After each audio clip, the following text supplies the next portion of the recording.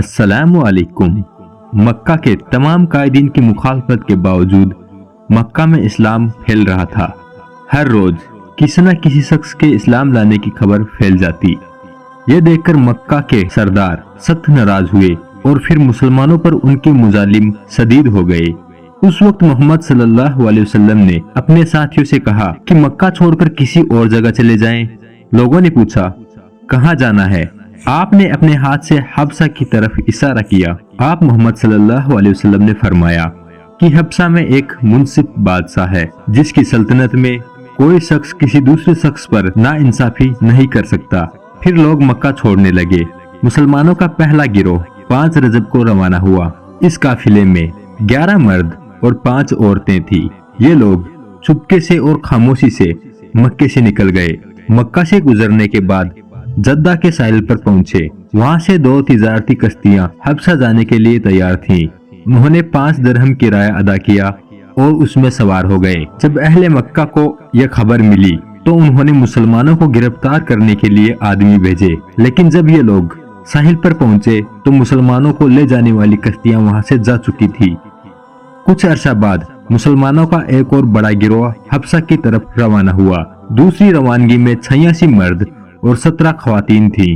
कुरैश ने जब देखा कि मुसलमान हबसा पहुंचकर खुशी से जिंदगी बसर कर रहे हैं और उनके इस्लाम को रोकने वाला कोई नहीं है, तो कुफारे मक्का ने आपस में मशवरा किया।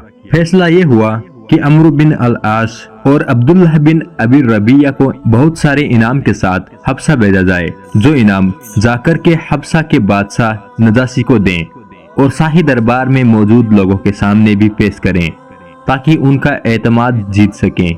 अम्र बिन अल-आस और अब्दुल्लाह बिन अबी रबिया दोनों हबसा पहुंच गए। सबसे पहले उन लोगों ने शाही काउंसलरों और बादशाह के करीबी लोगों को तहाई पेश किए और उनसे बात करके उन्हें अपने साथ राजी करने की कोशिश की ताकि वो लोग बादशाह के सामने उनकी हिमायत करें। उन लोगों ने कहा कि हमारे शहर के कुछ बेवकूफ लोग अपने आबाओ अजदाद का मजहब छोड़कर आपकी सल्तनत में पनाह लेने आ गए हैं। वो ना तो हमारे मजहब की पैरवी करते हैं और ना ही आपके मजहब यानी कि ईसाईयत की, बल्कि उन्होंने एक नया मजहब इख्तियार किया है जिससे मैं और आप दोनों वाकिफ नहीं हैं। हमारी बिरादरी के लोगों ने हमें यहाँ भेजा है ताकि हम उन्हें उनकी सल्तनत में वापस ले जाएं। आप मुअज्जज लोग बादशाह से दरख्वास्त करें कि वो उन लोगों को हमारे हवाले कर दें। उसके बाद अम्र बिन अल-आस और अब्दुल्लाह बिन अबी रबिया नजाशी के शाही दरबार में दाखिल हुए और उन दोनों ने रियासत के दस्तूर के मुताबिक बादशाह के सामने सजदा किया और उसे तोहफा देते हुए कहा कि हमारे कुछ लोग बदकिरदार होकर आपकी बादशाही में आ गए हैं। उनकी बिरादरी के लोगों ने हमें उनको यहाँ से वापस ले जाने के लिए भेजा है। अम्र बिन अल-आस और अब्दुल्लाह बिन रबिया चाहते थे कि बादशाह उन्हें मुसलमानों से बात किए बगैर उनके हवाले कर दें। जब उन दोनों ने बादशाह को कहा कि उनको बगैर बात किए ही आप हमें लौटा दें, तो बादशाह नजाशी गुस्से में आ गए और कहा कि मैं उन लोगों से बात किए बगैर इस सिलसिले में कोई फैसला नहीं कर सकता। उसने अपने एक आदमी को हुक्म दिया कि वो मुसलमानों को शाही दरबार में ले आए। उन मुसलमानों ने आपस में मशवरा किया कि नजाशी एक ईसाई बादशाह है, तो हम उनसे कैसे मुज़ाकरात करें। बाहमी मुशावरत से फैसला हुआ कि हम अदालत में वही कहेंगे जो हमारे नबी मोहम्मद सल्लल्लाहु अलैहि वसल्लम ने हमें सिखाया है। जब वो दरबार में आए तो उन्होंने बादशाह को सलाम किया। रियासती रस्म के मुताबिक उसके आगे सजदा न किया। मुसलमानों से पूछा गया कि वो बादशाह के सामने सजदा क्यों नहीं करते, तो जाफर बिन अबी तालिब ने मुसलमानों की नुमाइंदगी करते हुए कहा कि हम अल्लाह के सिवा किसी को सजदा नहीं करते, हमारे नबी ने हमें यही बताया है। नजाशी ने पूछा कि ईसाईयत और बुत परस्ती के अलावा आपने कौन सा मजहब इख्तियार कर लिया है।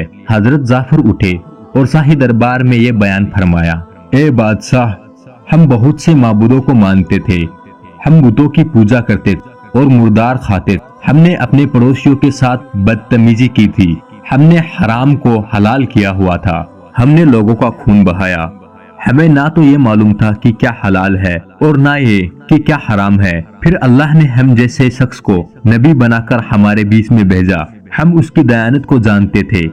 उसने हमसे कहा कि अपने करीबी रिश्तेदारों के साथ अच्छा बर्ताव करें और अपने पड़ोसियों का साथ दें। सच बोलो, दयानत इख्तियार करो, झूठ ना बोलो اور مسکین کا مال مت کھاؤ، اور حکم دیا کہ ہم صرف اللہ کی عبادت کریں، اس کے ساتھ کسی کو شریک نہ بنائیں، اسی کے لیے روزے رکھیں اور اسی کے لیے زکوٰۃ دیں۔ پھر ہم نے اس کی تصدیق کی اور اس کی پیروی کی، جس کی وجہ سے ہماری برادری نے ہمیں تنگ کرنا شروع کر دیا، ہمارے ساتھ برا سلوک کیا۔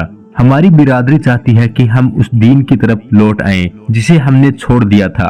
جب ہم ان کے مظالم سے تنگ آ گئے تو اپنا ملک چھوڑ کر آپ کی مملکت میں اس امید کے ساتھ آئے ہیں کہ ہم پر ظلم نہ ہوگا۔ بادشاہ نجاشی حضرت جعفر رضی اللہ تعالیٰ عنہ کی اس بہادری سے بہت متاثر ہوئے۔ نجاشی نے فرمایا، تمہارا نبی اللہ کی طرف سے جو کچھ لے کر آیا ہے اس کا کوئی حصہ ہمیں پڑھ کر سناؤ۔ حضرت جعفر رضی اللہ تعالیٰ عنہ نے سورہ مریم کی ابتدائی آیت پڑھ کر سنائی۔ یہ رکوع حضرت مسیح کے بارے میں ہے۔